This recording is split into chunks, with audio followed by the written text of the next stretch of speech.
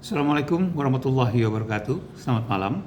Kembali kita akan mengupdate perkembangan dari penghitungan suara dalam pemilu legislatif untuk DPR RI Dapil Jambi. Pada malam ini kita menggunakan data yang kita dapatkan pada pukul 19 malam ini. Ada hal-hal yang menarik, bahkan ada beberapa insiden yang perlu kita laporkan. Kemarin kami melaporkan bahwa ada 800 suara Safril Nursal yang hilang dalam Sirekap, ya, sistem rekapitulasi suara. Dan ternyata hari ini terjadi lagi. Ada 738 suara Safril Nursal kembali menghilang. Dan bukan hanya Safril Nursal, ternyata ada beberapa caleg Partai Demokrat lainnya yang juga suaranya menghilang. Ada kandidat Mutiara Ramadhani yang hilang sejumlah 48 suara. Kemudian juga ada Arniwati hilang sejumlah 798 suara. Jumlah-jumlah yang sangat signifikan. Hal ini menjadi kehebohan, ya, di Jambi pada saat ini. Banyak kalangan yang meragukan sistem Sirekap ini. Apakah ini sistem yang reliable, yang bisa diandalkan, sistem yang bisa digunakan atau diandalkan untuk menentukan wakil rakyat Jambi di DPR RI. Karena tentu saja hal seperti ini bukanlah hal-hal yang bisa kita sepelekan. Ini adalah hal-hal yang sangat serius. Beberapa kalangan menyampaikan bahwa mungkin perlu dipertimbangkan untuk tidak lagi menggunakan Sirekap ini, mengingat banyaknya kesalahan yang terjadi, seringnya kesalahan yang terjadi. Beberapa kalangan mengusulkan agar kembali ke sistem manual, di mana C1 hasil diplenokan, ya, dirangkum secara manual, kemudian berjenjang dari kecamatan ke kabupaten, ke provinsi, baru ke pusat. Karena ternyata dengan menggunakan Sirekap ini banyak kontroversi yang terjadi.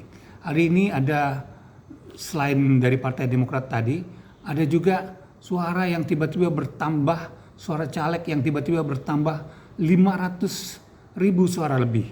Tentu ini sangat kontroversial, saudara.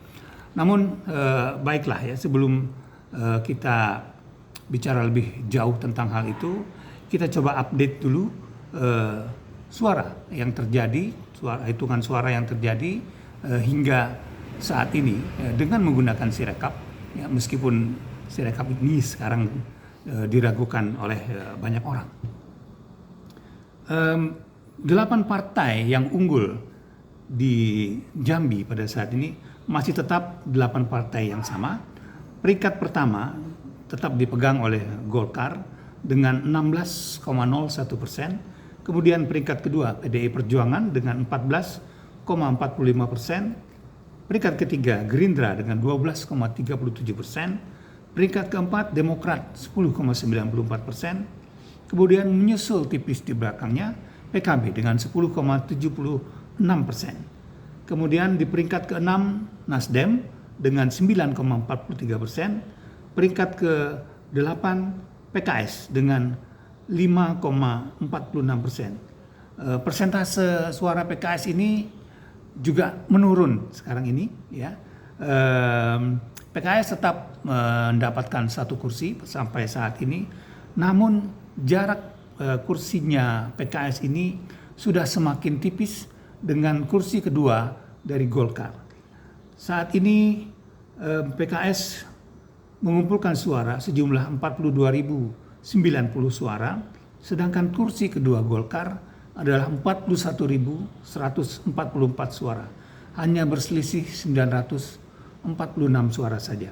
Sangat tipis. Apakah kursi kedua Golkar ini akan bisa mengejar PKS atau tidak?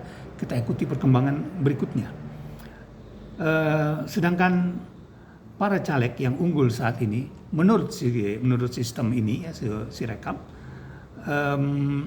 Dari Golkar yang unggul saat ini adalah C. Endra dengan 35.803 suara, disusul oleh HBA Hasan Basri Agus dengan 30.364 suara.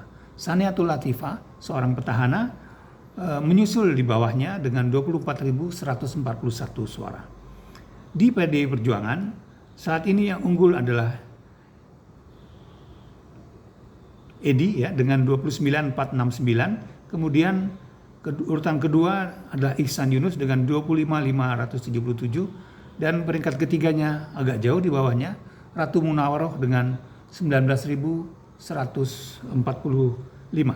Kemudian di Gerindra saat ini yang unggul adalah Rocky Chandra dengan 29.644, disusul oleh Sultan Adil Hendra dengan 27.102. Kemudian di Demokrat saat ini yang unggul adalah Zulfikar ya, terlepas dari semua kontroversi tadi yang ada di Demokrat, yang muncul sebagai unggulan saat ini di Demokrat adalah Zulfikar.